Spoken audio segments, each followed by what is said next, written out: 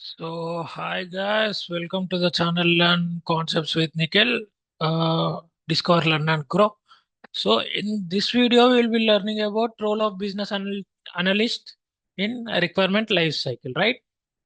So, in the previous video, we have learned about what are requirements and what are the different types of requirements, right? In this video, we'll be learning about role of business analyst in requirement life cycle. Requirement life cycle, right? 1 minute, guys. Yeah, a business analyst plays a crucial role in requirement life cycle. As I said you before, requirements play a very crucial role. And business analyst is the one who will be taking and who will be gathering the requirements, ensuring that business needs are accurately captured, documented, and communicated to the development team to build the perfect software. Right, the requirements which you have gathered, right, needs to be accurately captured. The requirements should be perfectly precise. They should be documented and communicated to the development team to build the perfect product. The BA acts as a bridge between stakeholders and technical teams. Here in our case, stakeholders are nothing but external stakeholders, clients, and technical teams. Technical teams are nothing but internal stakeholders, ensuring the final product needs meets business objectives. So, client will be having some business objective, and business analyst is the one who will be bridging the gap between the external stakeholders and internal stakeholders, and he will be building the perfect product with the help of internal stakeholders. That is nothing but design, development, and testing team. So, requirement life cycle में like there will be 6 to 7 phases or 6 to 7 steps of requirement life cycle. We'll be discussing about all of them in detail, but let us see what are the steps करके. First is requirement elicitation or gathering. Don't confuse with elicitation. Elicitation is nothing but gathering only. But in corporate world, we need to be more post, right? We need to be more stylish and all. So we will be keeping as elicitation. Elicitation, which is also called as requirement gathering. Elicitation is nothing also like elicitation में भी analysis आता है, थोड़ा analysis. And in next step, there is requirement analysis and documentation, right? You will be analyzing the gathered or elicited requirements, and you will be documenting after analysis of the requirements. Next, requirement validation and sign off. You will be taking the validation from the clients as well, validation from the stakeholders, and you will be taking their approval in order to go to the next steps. Next step is requirement communication and collaboration. You will be communicating the requirements which has been approved by the client to the internal stakeholders, and you will be collaborating with them if they have any doubts related to if they have any doubts or any queries related to requirements. Requirement implementation support. While implementing, give them support. It's also nothing but like clearing their doubts and all, conducting workshops and all those things. Requirement monitoring and change management. For example, if you're we are following agile, right? Agile is nothing but as I said you before, it is the iterative process. So based on changing requirements, we have to monitor the implementation and we have to do the change management, right? Requirement evaluation and post implementation review, right? Next we'll jump into each one of the steps in detail. So first is requirement elicitation or requirement gathering. What is the BS role in requirement elicitation or gathering? First one is identify stakeholders. You will be identifying the stakeholders. In our case, the stakeholders are external stakeholders. That is nothing but business partners, clients, and business owners, etc.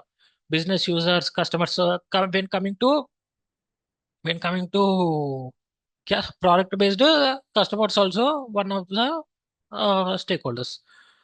Next, you will be conducting interviews, surveys, and workshops to gather requirements. You will be conducting different types of requirement gathering techniques, elicitation. So in the next video, we will be learning about these all gathering techniques. But in order to give an idea, in order to give an overview, requirement gathering elicitations are nothing but focus groups, interviews, surveys, and all these. You will be conducting all these surveys and interviews with your stakeholders. Maybe it's external stakeholders or internal stakeholders, but we are collecting the business external needs, right? So in this case, external stakeholders are the one we need to conduct interviews with, and we will be gathering requirements. Next is analyzing existing systems and business processes. For example, If the client business want to move from a normal technology to cloud technology. So you will be understanding, you will be analyzing the gaps, right? You will be analyzing the existing systems, and you will be analyzing the business processes, existing business processes, and you will be doing the gap analysis, and you will be gathering the requirements. So you will be doing BA will also be doing analyzing of existing systems and business processes. Next is use techniques like brainstorming, focus groups, and prototyping to refine requirements. Brainstorming is nothing but you will be gathering a team of some stakeholders, and you will be doing brainstorming with them in order to gather the requirements. Next is focus groups. Focus groups are nothing but a particular segment or particular set of people will be there, or particular set of stakeholders will be there. This is not somewhat equal. It is not similar to brainstorming. Brainstorming is like you'll be doing brainstorming with many people, but focus groups are nothing but you'll be segmenting the clients. For example, clients has one segment, developers has one segment, designers are one segment, testers are one segment. You'll be doing focus. You'll be focusing on one particular segment. So you'll be focusing on one particular segment, and you'll be what we can say, you will be gathering the requirements. And prototyping to refine requirements. Prototyping is nothing but it's a UX design term, a UX design and UI design term. It's nothing but it's not functional, but it acts as functional requirement. Okay. Example: conducting a stakeholder meeting to gather requirements for an e-commerce platform. Right. If the stakeholder wants to build a e-commerce website, you will be gathering the requirements from him only. Like what type of app should be, what colors it needs should to be, uh, vice. Next is requirement analysis and documentation. What is the BS role in requirement analysis and documentation? Categorize requirements into functional, non-functional, technical, and business. As I said you in the last video, right? There are different types of requirements: functional, non-functional, business requirements, technical requirements, and regulatory requirements. So in this analysis, in this second step, you will be analyzing, and you will be categorizing, and you will be segmenting the requirements based on functional, non-functional, technical, business, as well as regulatory requirements. You'll be you're not prioritizing, you'll be categorizing, you'll be segmenting the requirements based on their particular category. Next is prioritize requirements based on the business needs and feasibility. We in the next video, I guess in the next video or later video, we will be learning about the prioritization techniques too. There are different prioritization techniques like Moscow prioritization technique, Kano model, Rice model, as well as value versus effort matrix, BCG matrix, not BCG matrix, but yeah, there are many types of requirement gathering, requirement prioritization techniques. We'll be learning we'll be learning about them, or we'll be learning about all of them. And yeah, basically, business analyst will be prioritizing what needs to be done first, what needs to be done next, what needs to be done in the last. Karke, he will be prioritizing the requirements, and he will be analyzing. He will also be creating a detailed documentation in this step. He will be creating BRDs, SRS. He will not write SRS. Actually, this is wrong, guys. He will not write SRS, but he will be writing FRD. SRS will be written by like a software manager or software related lead. Business analyst will not be writing SRS, but he will be helping in writing SRS. So he will be creating detailed documentations like BRD, business requirement document. That is nothing but a overall what we can say, overall view, overall idea, overall what is the overall view, overview of the project, right? Overview of the software. This is a business requirement document, and next is a FRD, functional requirement document. That is nothing but we will be going in detail compared to business requirement document. Business requirement document is a high level, functional requirement document is a low level, right? In detail we will be going. SRS will be written by software related manager or software related lead, but he will be helping in writing SRS, requirement specification. Next, use cases and user stories. Business analyst will be writing, business analyst or product manager, product owner will be writing use cases and user stories. How the app needs to be worked, and what are the specific guidelines and specific criteria. That is nothing but acceptance criteria. Example is writing user stories in Jira for a new mobile banking feature, right? these are the tasks and these are the operations and these are the things business analyst will be doing in the second step. That is nothing but requirement analysis and documentation. In the third step, he will be working on. In the third step is requirement validation and sign off. So the role of business analyst in this step is he will be reviewing the requirements with the stakeholders to ensure accuracy. Right?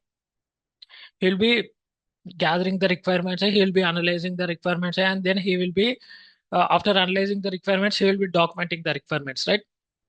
After documenting the requirements, he will go to the stakeholders. See the stakeholder के पास जाकर he will be going to stakeholders, and he will be reviewing with the stakeholders. He will be taking their verification, validation. Like, is the requirements which I have documented are correct or not correct? He will be taking the verification and validation from the stakeholders. Verify feasibility with the development. Once after he has taken the approval from the stakeholders, right? The requirements are perfect. करके he will be going to the development team and design team and testing team also, and he will be verifying okay, is a requirements feasible or not feasible or nothing, but like it's easy to we can build the features or not, it's possible to build the features or not, or it's impossible to build the features or not. Okay, he will be taking the discussions with the development team, and he will be getting the approval sign off from the business owners and project sponsors. After taking the sign off and approval, he will be directly starting the